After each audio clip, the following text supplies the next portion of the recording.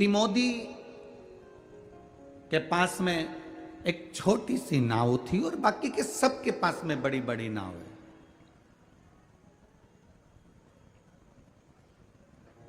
सबके पास में बड़ी बड़ी नौका है, उस तिमोदी के पास में एक छोटी सी नाव जिससे वो मछली पकड़ने जाता। व्यापार इतना चलता नहीं उसका,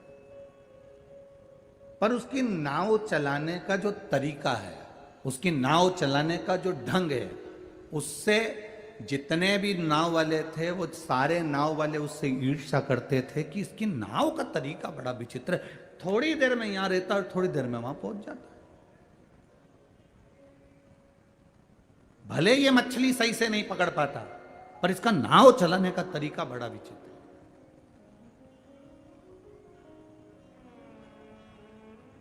अब ये तिमोदी जो था ये मछली का व्यापार करता था, परंतु इसका एक नियम था।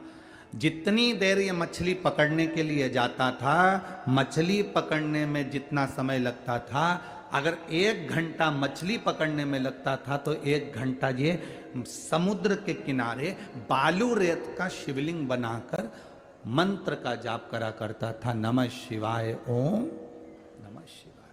तिमोदी का एक नियम था।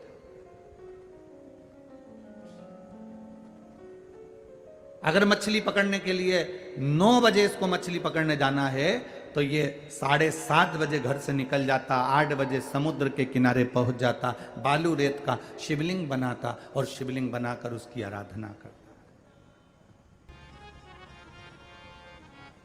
बहुत अंतर है महाराज।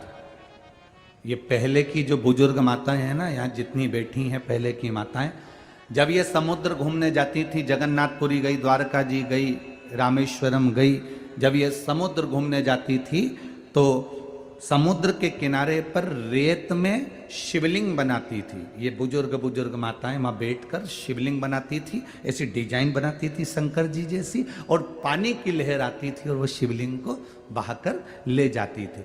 आज के जमाने की जो पीढ़ी समुद्र के किनारे जाती है, ये शिवलिंग नहीं बनाती, ये अपना घर बनाती है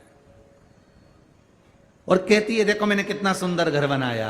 कोई इधर से हाथ निकाले, इधर से हाथ निकाले, उसको घोंसला बना देवे उसमें से, नीचे से है, देखो मैंने ये कितना अच्छी गुफा बनाई, मैंने ये घर बनाया।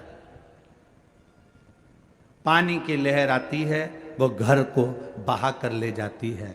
समुद्र के किनारे जाना तो मेरे राम जी जैसी एक बुद्धि लेकर जाना, समुद्र के किनारे जाना तो मेरे भगवान कृष्ण जैसी बुद्धि लेकर जाना, समुद्र के किनारे जाना तो बलभद्र जैसी बुद्धि लेकर जाना। जब जब मेरे कृष्ण समुद्र के किनारे जाते थे, जब जब मेरे राम समुद्र के किनारे जाते थे, जब जब मेरे बलभद्र समुद्र के किनारे जाते थे, तब बालू रेत का शिवलिंग बनाते और उसकी पूजन करते थे।